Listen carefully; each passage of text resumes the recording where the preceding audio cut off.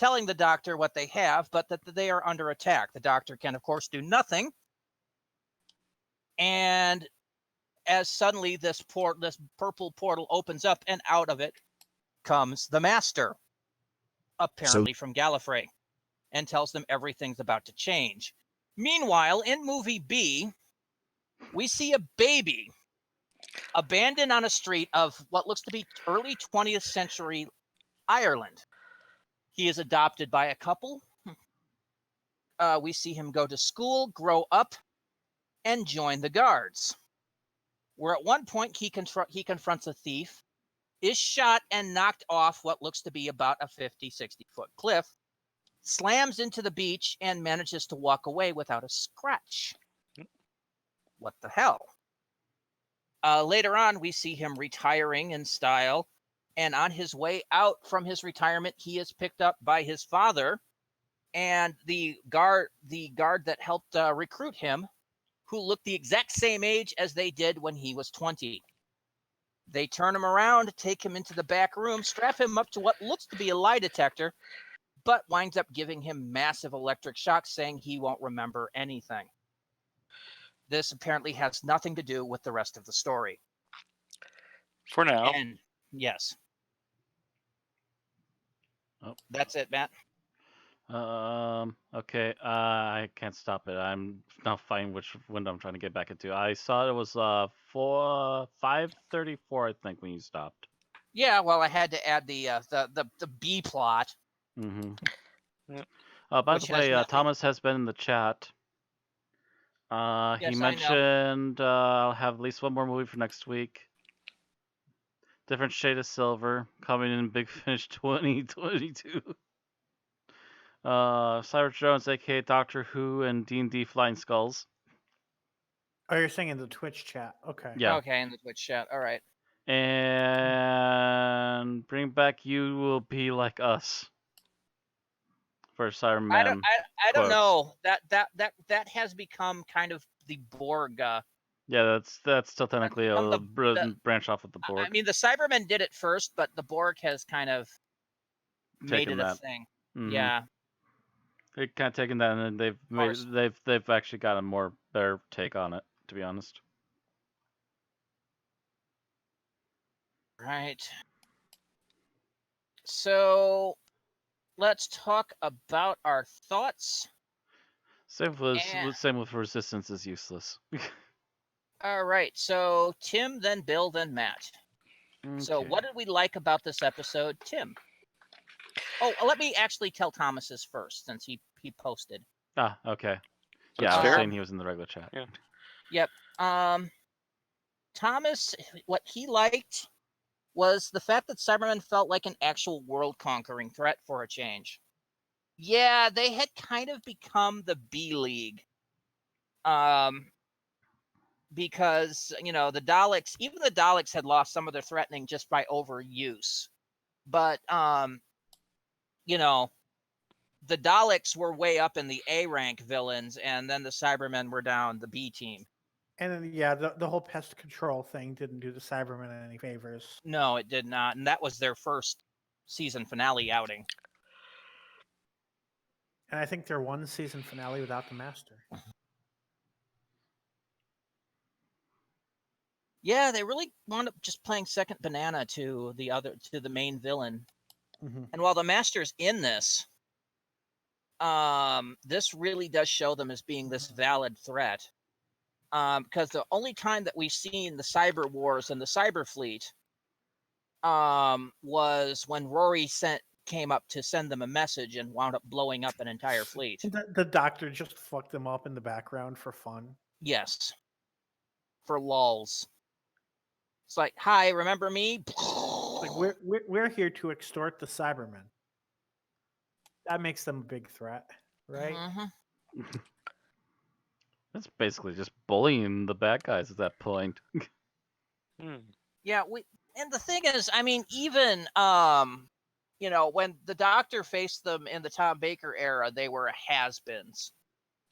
They really have not been much of a threat since the 60s. The 80s, they had a couple of moments, but I mean, if you think about it, Earthshock was that moment. In the Mhm. 5 Doctors, they just showed up in a squad just to get picked off and killed in the death zone. Mm-hmm. Attack of the Cybermen, they were skulking in the shadows trying to do all this shit. And then Silver Nemesis, they basically played second banana to Lady Painport and all that, and basically they were just there to distract the Doctor. So they've been second bananas for a long time. And here we can see them. I mean, they've basically wiped out humanity. So yeah, this is them saying, yeah, hey, we're in the A leagues now, motherfucker. Mhm. If you find one of us, we are Legion. Yep. All right, so Tim, what did you like about this episode? I really liked how it seemed like everyone ended up with the right people to end up with. How Graham and Yaz ended up with, the correct people, whereas the Doctor and Ryan ended up together. And sort of like it was very appropriate. If what I'm saying makes any sense. I'm trying to explain myself. Yeah, I get what you mean. So it was like the people who needed the most encouragement ended up with the people with the companions who was able to give that to them, whereas like the people the doctor who needed like the most support during this episode, because you could tell like she was all through the episode she was like just barely keeping it together mentally. I'm very flustered. Yes, she was. Flustered. But it was appropriate. It was good for her that she ended up with Ryan and the kid, I think. So it's like everyone was where they were supposed to be in this episode, and that was good. All right. So, Bill. So what I liked about the episode, damn it, what's not taken? So we talked about the We talked Cybermen about being a threat. threat. We talked about where people ended up. Mm-hmm.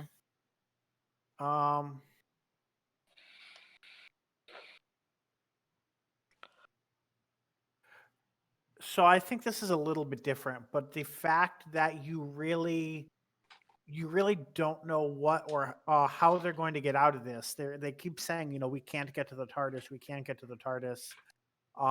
Which is one reason why I wasn't a fan of the whole like Ruth can just teleport into the TARDIS and shit like that. But yeah, the fact that you don't know how the hell they're going to get out of this, they all go off in different directions. There's every possibility that Graham and Yaz are just going to be blown out of the sky at any minute. There's that real sense of danger that you could lose a companion in this story, which is not there in every Doctor Who story.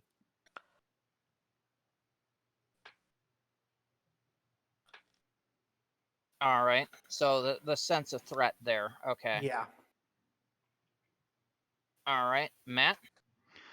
I actually wanted to mention this last week, but I'm going to mention it here now because it's even more potent and palpable. The fact that the Doctor seems to be having a bit of cyber PTSD.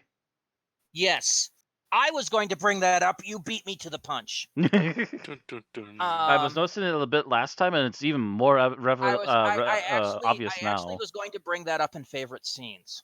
Mm. Because in particular, there's one scene where that is really the case. Yeah, but you can tell that just the fact that she's ushering the companions with a whole bunch of this gear. She's like, "We're going to defend them. We're going to defend them no matter what." And then all of a sudden, she's like, "Last minute, oh shoot, they sent those in. I forgot to think about those," and everything gets obliterated. And then the fact that she literally very quickly puts together this small hand grenade to throw at the Cyberman so she can save everybody else and get them out of there. Mm-hmm. She's like All right. constantly on her toes, and you can Mhm. tell she's being very aggressive with the Cybermen at this point. Yep. All right. The only thing they could have done to make that more is if they flashbacks to Bill and Nardole throughout the episode. Mm-hmm. Yeah. Again, I'm going to talk about that in favorite scenes. Mm. And so what I'm going to change to what I liked about the episode is I really liked both the costume and set designs. They were unbelievable. Not so much the human ship, but the cyber ships and everything, and the technology you could see at them looked awesome. They looked unbelievably cool. I really enjoyed like everything I saw. I'm just like, okay, that's just cool. The Cybermen outfits, of course, we went over before on how much I liked them. Mhm. But the ship designs, And how the the ships way control, by the way, are very Cybermen, but not impossible for others to use. yeah, it was very Cybermen meets Pacific Rim, kind of. A little bit. I liked that. And the way that they designed these ships to make them look massive was just awesome. So I really just liked everything I saw. Even the cyber scouts looked cool. I'm just like, yeah, I can deal with this. This is awesome. The scouts are a little chintzy, were at least of interesting note. What's that? While they were a little bit chintzy in their usage, they were at least of interesting note. Yes. No, A new not little threat they could not throw. the drones. Oh, The not the scout, drone. the little scout ships that they Oh, stole. their smaller ships you're talking about. Okay, yeah. Yeah, the shuttles. I guess they were called shuttles. I don't know. Yeah, but no, I found those to be. I found the design on those to look cool. Everything, it felt very utilitarian Cybermen. It was cool. Okay. So what we disliked, Thomas took a pass. Oh. So Tim, you're next. Couldn't think of something. Well, this was sort of brought up earlier, but what I disliked was the conspicuous absence of cybermats. Really, cybermats have only been used like 3 times in Right. the entirety of Doctor Who, I still would argue that they could be used a little bit more. and they're really only used when the Cybermen are trying to be subtle. And this new leader is not subtle. Oh no, No. This guy, yeah, I will give you that. This guy is not subtle. no, He's this marched guy out in the open, shouting at them. this guy is Or- freaking Cyber Voldemort. I mean, he No, seriously. Voldemort is a lot more subtle than. I don't know. The entire bit where he's basically telling the guy, I might let you live so you can tell, so you can tell the others. That was like, That was very not Cybermen-y. no, it was not. And I don't even mean just like the whole emotion thing, but just like, the whole shtick of the Cybermen is we will make you complete, we will make you better. And he's here, you're like, yeah, tell him, be afraid, be very afraid. Like, that's Dalek shit. Nah, even the Daleks don't do that shit. No, not even I Daleks think- do that. I thought they did Daleks so are once just or twice. exterminate. I thought in once or twice when they had a reason to do so, they did. No. If it was part of a plan. Yeah. Maybe No. it's part of a plan to wheel them out to something. But yeah, normally no. This was more of a do it just because. Right. But no, I don't really feel this guy has the need for cybermats.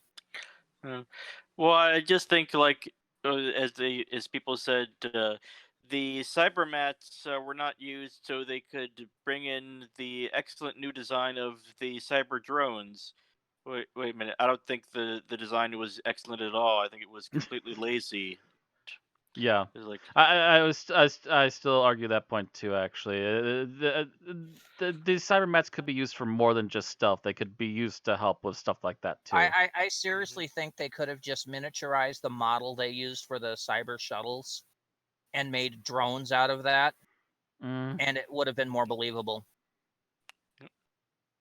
Or or have the guns like detachable and used as a drone. Either way, something like that would have still have saved their budget money and been more believable than the cheesy Cyberhead thing. Yeah, there's multiple answers for let's not use the floating cyberheads. All as far as right, I'm concerned. Bill. I never quite bought the idea that there were 7 humans left. There's the was it the Great Bountiful Human Empire? They This seven. is after that. I know, but I mean, This- it's like I know they've been at war with the Cybermen for probably years, possibly generations, whatever. But they went from all over the galaxy to there's 7 left, and yet that's not the end of the That- species. Bill, That's- Bill, you're also stretches Bill, you're also saying that about one camp.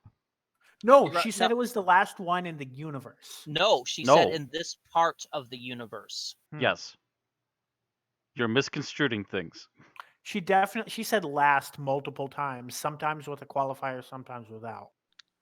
But when she pointed out the 7, it's like, yeah, the last camp in this part of the universe. Meaning that they've been royally thinned out in this part of the area. Back Yeah, at no, Earth, I they- guarantee you there's plenty of people still. I don't know. This might be the Milky Way. Because there are a few times where she Hmm. just said something along the lines of last ever or last in existence, and those were the ones She that never stuck says out. last ever. No, there's multiple camps out there still, but yeah, they've been Well, royally apparently everybody else has vacated through the boundary to Or other appa- galaxies. thinned. Yeah, so apparently a lot of people have gone through the boundary wherever that originally took them. Mm-hmm. But apparently the Cybermen won. There are other races out there, but all the humans have basically been they've been routed. The weird thing about that is a few years later, well, okay, granted, there's time travel Actually, I don't think involved. either side really but even really won, still. but they're kind of at stalemate now. It Yeah, there's no- definitely doesn't mesh with Revenge to me. Even ignoring that because of the time travel, it still seems Yeah, a bit well, of an remember extreme statement. the fact that things have changed. Right. And Yeah, like I said, there's the time travel. But even with that, I think it's a bit of an extreme statement. and Revenge might have been a different cyber war than this one. Because they refer to cyber wars, plural. So it's quite possible that, there was a cyber war, humans won, the Cybermen were thought to be destroyed, were found again on Tomb, were buried, came out, and launched a second cyber war. And possibly repeat ad nauseum. Because Cybermen never know when to quit. Yeah, they're pushed to the brink of extinction, make a comeback when humans' backs are turned, convert a whole bunch of humans, and then launch another cyber war. And just at this point, this was the worst of them. So Matt, how about you? What did you dislike? What did I dislike?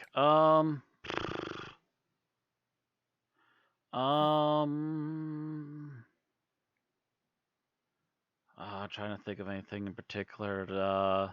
I'm gonna. That's more of a scene thing. I guess I'll just go with. If I'm going to go with any one particular thing, the floating cyberheads still bother me. Okay. The effects weren't that great. They kind of seemed like a chintzy one-off thing to just come fly in and ruin all the plans just so we could have more plot. Mm-hmm. It was literally just came out of nowhere to make sure that we continue to have a plot because having the Doctor come in with all the handy gadgets that could stop Cybermen was a little too OP. Yeah, actually would have been better if the Cybermen came out and they had adapted to all of the weaknesses. Or at least a couple of them, and then could pick off the other ones from afar or something. Yeah. Like something they from run Nightmare into on the gold Silver. thing, you hear one of them go, activating gold filter. Or even there was that whole like adapting thing in Nightmare on Silver. Yeah. If they could have brought that Yeah, back. brought that back That's for this. kinda what I and said, that yeah. Basically, what Randy said, yeah, is that they start adapting to the things that they need to for the moment. And then just blow them up as they're dealing with it. Mhm. Yeah. There were better ways than stupid head drones. Yeah. Okay. So what I disliked about this serial is how Ryan, Yaz, and the group managed to get themselves trapped in cyber control and discounted the most obvious solution I could see. Could anybody what would anybody else have done in this situation? What particular situation are you on about again? Sorry. You're on a The- cyber carrier. Mm-hmm. It's been boarded by 3 Cybermen. Mm-hmm. You have no weapons. You have nothing, and the Cyberman now has access to 10,000 cyber soldiers. Sabotage the engines. Yes. Yeah, that'd be number one. Number two would be run for the docks as quickly as possible if there's any chance of escape. And hijack their ship. And and hijack their ship. They're yes. not on their ship anymore. Yep. Overload the engines, hijack their ship, get the truck out, head to Kosharmus while they're busy blowing up. Would have ended the entire thing right there. Mm-hmm. It is the solution that ran through my head the first time I looked at it. And I realized it was even more viable the second time I looked at it because he was too busy playing surgeon on the Cybermen. Like a surgeon. Yeah. Hey. He was so busy being distracted by that, you could have literally ran right past him towards the docking bay, Mhm. and he wouldn't have noticed. He wouldn't have noticed, and he wouldn't have cared because he thinks you're no threat. Yep. He's that self-absorbed that he would not even Although- tell the other Cybermen to come after you yet. Do we know enough about next week's episode to know that that's not what happens next? We know enough that they're now pounding on the door. Okay. Yeah, So we it's know enough that past they're that going to be at the point. tent. So Right. yeah, that's not. It's Which means past it's that at point. minimum been, which means it's probably been at least an hour, you think. It's that window where they could have done that is done, and they spent that time warp traveling to Kosharmus. Mm-hmm. Mhm. So yeah. I'm just like, that would have been the solution, people. Oops. And it's, yeah. More for Thomas in the live stream chat. Massive cyber ship. They end up on looks sorta earthy in a way, updated, but yeah, or earth shocking in a way, but updated. And cyber mat drones.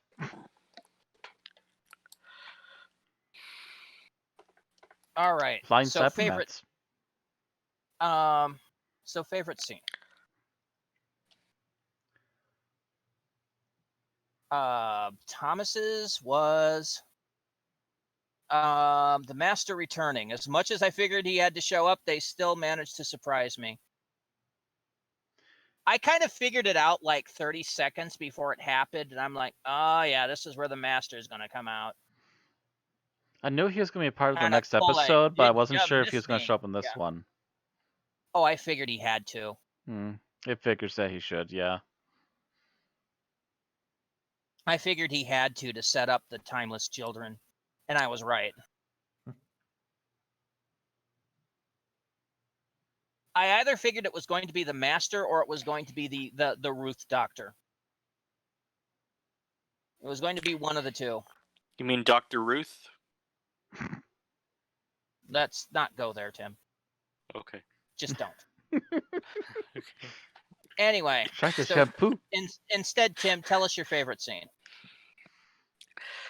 Okay, my favorite scene is the scene where Yaz and Graham come up with the idea to divert the life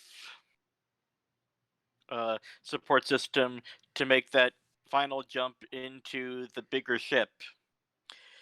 I like the scene where they come up with it. I don't like the execution of that scene. Yeah. I'll agree to that. I like the idea of it. That was actually smart, but then the execution's like, wait.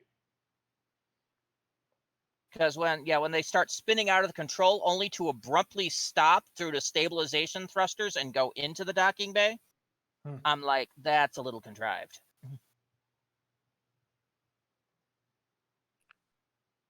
But the whole concept, the idea made sense. Mm-hmm. It was a good idea, but yeah. There should, I mean, if this had, I looked at that scene like, if this was a moment, if the doctor had been on that ship, the doctor would have pulled out a notepad and a little stubby pencil and done some little calculations on a sheet of paper and said, and then would have looked out there and go, okay, and you need to hit that now. I feel like we covered a second Doctor episode recently where that happened out of dumb luck. It happened in one of the Cybermen episodes, I think. They were out, I think it was the Wheel in Space. But I think they wound up in this pod that got jettisoned out there, and they needed I think to the do that. Space Pirates, something like that happened. And It might have been the space. It might have been the Space arguing with Pirates. I Zoe think about I think it. I think it's the Space Pirates. I think you're right. I think you're right. Yeah. In the chat again, this ship is too big. If we walk, the episode will be over. And Dr. Roof, hey, Dr. Roof. Anyway, so yeah, I liked the concept. I just didn't like the execution. Bill, your favorite scene? My favorite scene. That's right. I was trying to settle that and I got distracted. But I think I'm going to actually go with the appearance of the when we first see the cyber faces. Even though we had kind of been spoiled of that, just seeing the The scrolling up the body to the cyber head. like Yes. seeing that design and appear in an episode was still a great moment. All right. So, Matt. Do you need to ask me? The new Cyber March. Oh God, yes, them all coming out of there. Oh God, that scene. It's, And that's it's even literally the wet dream of every special effects guy from old Who. It's like, oh yes, that's what we're trying to do. Yeah, they did it a few times in like Rise of the Cybermen Age of Steel, but not to this degree. Mm-hmm. This one is just like, oh fucking Lord, this is Earthshock all over again. This is Earthshock but better. All right. So my favorite scene is the scene where the doctor has lost all the equipment and is telling them to run, because I almost swear to God we were going to get another who I am is where I stand is where I fall moment. You're right. The doctor is suffering from some PTSD, some Bill-related PTSD. Possibly Bill-related, yes. Because it's like, okay, I've already lost one companion to cyber conversion. I'm not having it again. You need to run. You need to get out of here. And it was just perfect. Because that's only 2 seasons ago. That still would be fresh in the Time Lord brain. Yep. Yeah. That's why she's been particularly vicious the last couple episodes when the Cybermen get mentioned. Mm-hmm. Again, she literally, like in 5 seconds, made a homemade hand grenade, threw it at a Cyberman, and went, run! Yeah, Boom. this is but that, not even the point where the hand grenade, even before that, you can almost tell, here I am, on a planet, a bunch of innocents, no weapons, desperate situation. I was just here! Mm-hmm.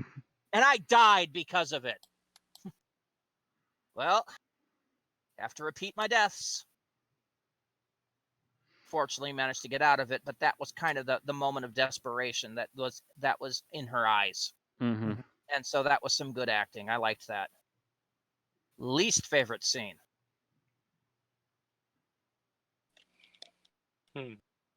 Thomas's is Graham jumps out of the way of a blast, and we cut to him looking at a very obviously CGI fire. Oh, that must have been in the combat scene. I'm thinking that was when the floating heads shot down all the protection. Yeah. Yeah, that whole scene is so rapid fire to me. I had a hard time telling what was going on. I would have had to play it black on soul. Everything about that scene is a jumbled mess. It's like they kept giving us like 2 seconds of shot before moving on to a different perspective. I'm like, wait, what? What happened? Everything happened. Run away. All right, Tim, your least favorite scene. My least favorite scene is probably the I'm trying to. It would be one of the plot B scenes, but I can't decide which one. Because it seems like they went nowhere until the very end. Which ones? The scenes from the B plot. Yeah, By I don't even. which one They're you still saying? not going anywhere yet. I mean, if they don't, they have to continue those in the next episode. Oh, Otherwise, they were you're saying completely the pointless. outside plot. Mm-hmm.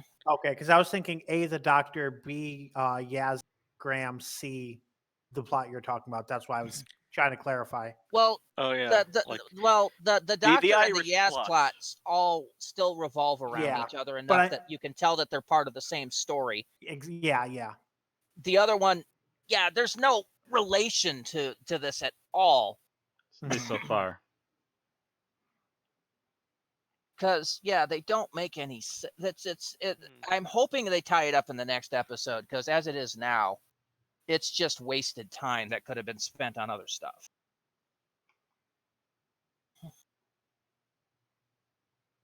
All right, Bill, how about you? Least favorite scene? My least favorite scene.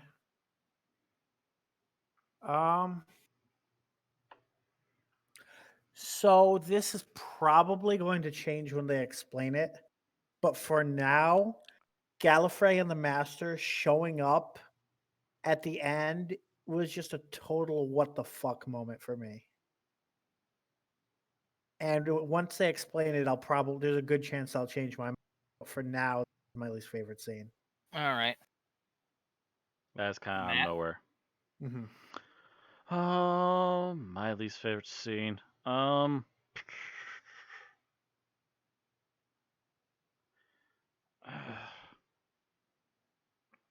trying to.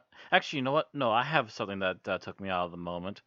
When the companions finally start running away from the Cybermen, it literally takes only a couple pot shots, and immediately Ryan just kind of swerves slightly to the right instead of continuing where he's going, and gets held up by like a small object in the middle of a field.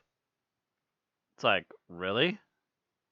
You kind of see him take a slight turn, kind of almost turn around even further, and just like quickly huddle down. And it's like, okay, so the Cybermen didn't even continue following you. You just kind of tucked down and continue to scurry away. What? It was really kind of weird how he got separated. It did not add up on film.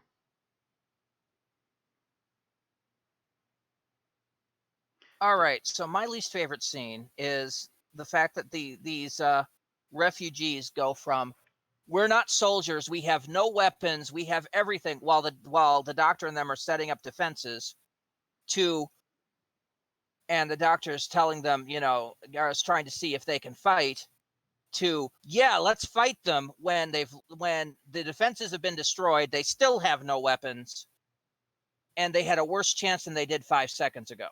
Mm-hmm. It seemed to be a little bit out of character. And likewise at the same time, the evacuation scene where the refugees are going, no, we have to wait for everybody, and the Doctor's companions are going, go, to, oh wait, this guy's missing. Oh wait, Ryan's missing. And then the refugees are going, go, and then the Doctor's companions are going, no, wait, we have to wait. And it's like, God, can you guys get stability in your personalities? Oh.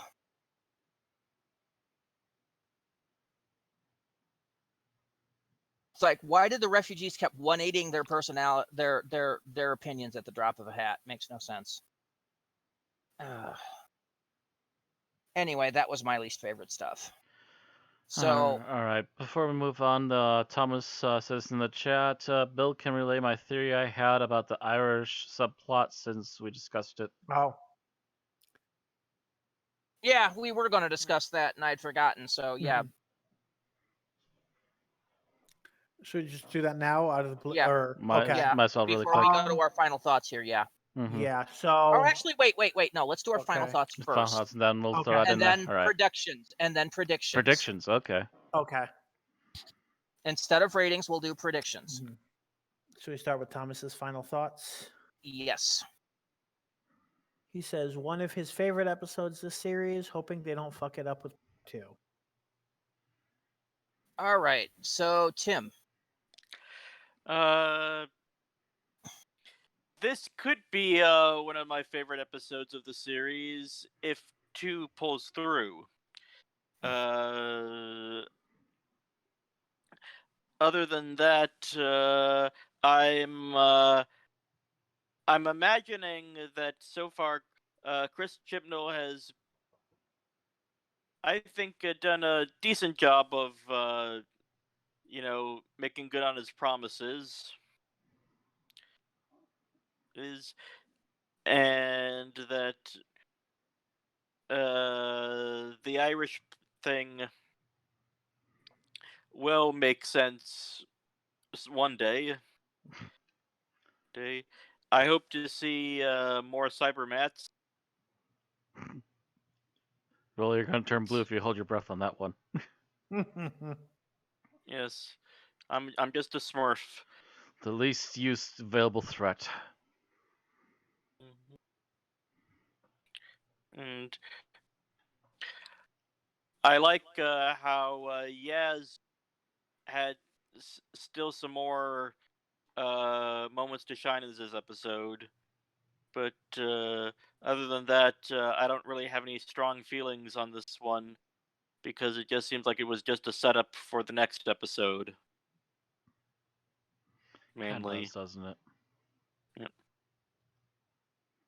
All right. Bill. All right. So it's definitely a very interesting episode. It's actually nice, even though this is kind of a time travel, alt change timeline thing. It's nice to see the cyber wars, and some of the Cybermen history. Even though, as we said, shit's fucked up with Cybermen continuity, and we don't know how many wars there were. But it's nice to kind of actually look at things like that. We have no idea what's going on with the Ireland plot, and hopefully that's going to pay off in the next episode. And yeah, otherwise, it's we're pretty much waiting to see how good this episode is when it finishes up next week. All right. Matt. I agree that so far it's probably been the best episode this season. It has outdone Spyfall for me, even though there are some nitpicks to be had with it. Praying that the second half will hold up and keep going, instead of stumbling like part 2 did for Spyfall. Just hoping. They have done a lot for the Cybermen in this episode. The remodel is probably one of the best Modern Who's done so far, and they've actually done a lot to bring back a lot of the threat, which has been in and out for the Cybermen since New Who brought them back. I believe, Nightmare in Silver was probably their big comeback, and now this is their second really big comeback. So hopefully that continues through. We'll see how things end. So, Matt. Hmm? If the BBC comes out with a face mask model of this cyberhead, are you going to want to get it? Oh, that would be tempting. That would seriously be really tempting. I've kind of given up on doing the Cyberman costume for a while, but that would be. Yeah. Are you done? I'm trying to think. Any other last final thoughts? Really good. I love the threat back. The main characters, the background characters were, they were very indecisive, at least when they were still on the planet. But after they got off planet, they started to come into their own, at least to have some sort of characters that were persistent. And hopefully the companions continue to have a little something to do here. And it's also, by the way, nice to have some sort of feeling of continuation with the Doctor. I've been worried that she's been Cyber Matt with 2 T's from Thomas in the chat. It's been nice to give the doctor some teeth and allow her to actually do something, and especially to have a big reaction to Cybermen. Are you done now? Yeah, that should be good. Okay. So, yeah, this is definitely, I agree with you guys. This is probably one of the better episodes we've had this season, if not the best thus far. It's pretty badass coming out the gate. Again, whether Chibnall can hold that badassery through the next episode remains to be seen. There are some minor writing faux pas where they did the why did you not think of the obvious solution kind of thing, which has been a problem with a lot of the scripts that we've seen this season. Is they could have been resolved a lot easier had somebody just thought about it for a second.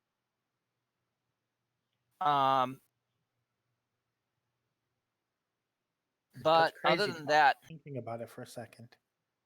Other than that, it's a lot more. This is a lot better outing than we've seen thus far. The visual effects on this episode are unbelievable. The acting is all wonderful. Yeah, only minor bubble is the little writing faux pas, and the special effects people turning the drones into cyberheads. I will say that was a oops. Yeah, that was a book oops. That was a we didn't think ahead of time enough on this one. That was a we'll just reuse this and go with that. Or they just thought it was a really cool visual and nobody could change their mind. Yeah, no, it wasn't. It was dumb. That was ridiculous. But it's even the Cylons and new Battlestar Galactica, despite having helmet ships, they still had ships behind those helmets. Yeah, there was still some mass here. These looked kind of no. Yeah. Anyway, those are really the only faults. Can't talk. In otherwise, what would have otherwise been a completely badass episode. And we'll have to see if that holds up through next week. I'm looking forward to it. Fingers crossed. So, speaking of next week, what are our predictions for next week? So I'm going to start with what Thomas was telling me before the podcast, and hopefully I get everything right. So his predictions were that the two, the father and the cop that didn't age, are Rassilon and Omega, and that they're creating the first chameleon arch at the end. There's also one that I believe he had. Yeah, looks like he had this, and I kind of agreed with it. Sharmus might be Brendan, as well as being or the Timeless Child, or both. That's interesting possibilities. I think first of all, the entire old 20th century Irish thing is definitely a simulation of some kind. Yeah, of some kind, but what's a simulation of, we're not sure yet. Yes, because you notice there are some back to simulation, guys. Because there are some things that shows that it's not real. One, we see Brendan age from a baby to basically his 60s over the course of the episode. His father doesn't age a day. From pretty much when we see him to the point he's dragging him into the back room at the end of the episode. His father's the same age. He looks younger than him at the end of it. That's why there was the Time Lord speculation. But that's pretty I'm not far sure on the speculation. On yeah. Right. I'm a little leery on the Time Lord concept because yes, he fell off that cliff, but he didn't regenerate. He didn't change. Nope. He did a Captain Jack breath. Yes. And I've been sitting here thinking, I was like, I feel like Captain Jack was supposed to have procreated at least once, and we don't know what happened to said child. unless I forgot a major plot point. Not that I was aware of, but okay. Yeah, I don't remember him procreating after his death and rebirth. That's a good point. The whole having been pregnant could have happened before that because he did not. The only time I remember him saying talking anything about pregnant after that point was a news blurb that the face of Bo was expecting. But in And that the was a first rumor episode, mill thing too. So in the Yeah. first episode of Torchwood, he said, I'm not getting pregnant, not again." Yeah. But that does not necessarily mean it's been since he, yeah. yeah.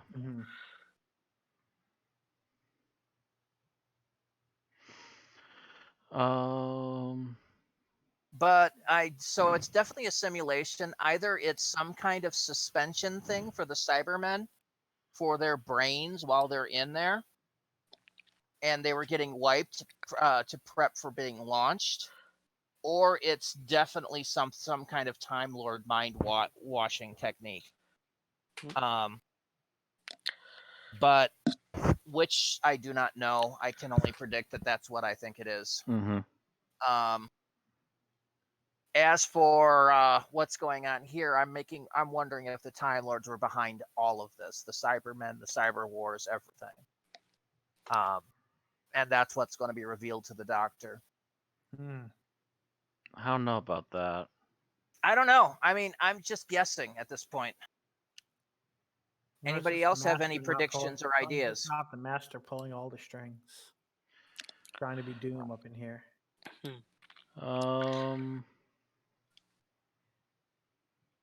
Well, did we say? Do we know that it is the Ruth Doctor coming back? Because if she's we don't not, know. Then we don't that know. would be a waste of a huge storyline. Unless that's bring her back. Unless it's going to become something in series 13. Oh God, that's going to become the new Doctor Who. Because as we've noticed, Chibnall is not does not have any qualms with dropping a thread in one season and then picking it up in another one. Because the Timeless Child was a name drop in series 11, and he didn't touch it again until until this series. Yeah, I'm just wondering where they're going with that. That could be a Ruth, the other Doctor thing, rather. But it's not a for sure thing, though, as far as I'm concerned. And that plot thread still makes me scratch my head. I am hoping that they're not going to be doing something like Time Lords are actually humans. Yeah, that would also really, really piss me off.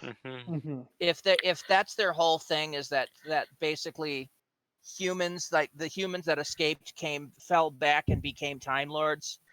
Yeah, that's a knock over the table moment for me. Right. Yep. Oh yeah, Thomas is in the chat. I've seen a theory that the last of the humans became the first of the Time Lords. Oh, no. Yeah, that's not a good theory. No, Yeah, I don't like that theory at all. That's the kind of theory that makes me just quit the show. That's the point. That's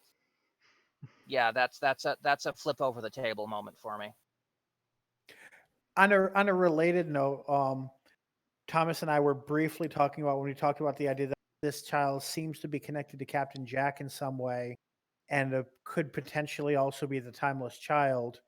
But I said I was definitely not a fan of that being that connection, because that would basically be another weird way to tie the Doctor and his companions into the origins of the Time Lords, but in a contrived fanficky way. Yeah, and I'm sick and tired of those contrived fanficky things. Unless there was the fact that there was a child by Jack, and that the Doctor was tasked as a protectorate for it, but eventually had to wipe that time out of her brain. But that still doesn't explain everything properly. No. There's a lot of threads, and none of them make a full lot of sense right now. Right. I really need I to. really hope that they're smart enough not to go down the "this'll make everybody pissed" road. Yeah, because the last thing you really want to do when you're down to under 5,000 viewers in your home country is do something to make everybody go, okay, no, I'm done believing now. Yeah, that's the last thing you want to do, and especially I believe the American viewership is down too, but not as bad as far as I'm aware. But that still could happen. Mm. We'll see what happens. Yeah, that's all I have for theories. Anybody else, or are we done? Those are the theories I'm most worried about. So Mm-hmm. I think that's it. All right. So, care to close us out, Bill? All right. So yeah, we'd love to hear anybody at home's theories in the comments below. Let us know, what do you expect next episode. I'll make sure this is exported before that episode airs, so you'll at least have Sunday, preferably more time to also talk about that. And of course, your thoughts on the episode in general. What was your no ratings, but do you like it so far? And what do you think of that odd Ireland plot? And Thomas, speaking of which, mentions the thing for assuming Brendan is Ruth's husband. I'm like, I don't know. That's right. He said something to me about the fact that Brendan got a medal in the end, and Bruce's husband had a broken medal. But I think It wasn't a. He didn't get a medal. He got a clock. It was a broken clock. That's right. Yeah. Well, actually, that's what that's what Brendan got. It was a big clock of some kind. Anyway. But yeah, don't forget to subscribe on YouTube or follow on Twitch or both to get our season finale review.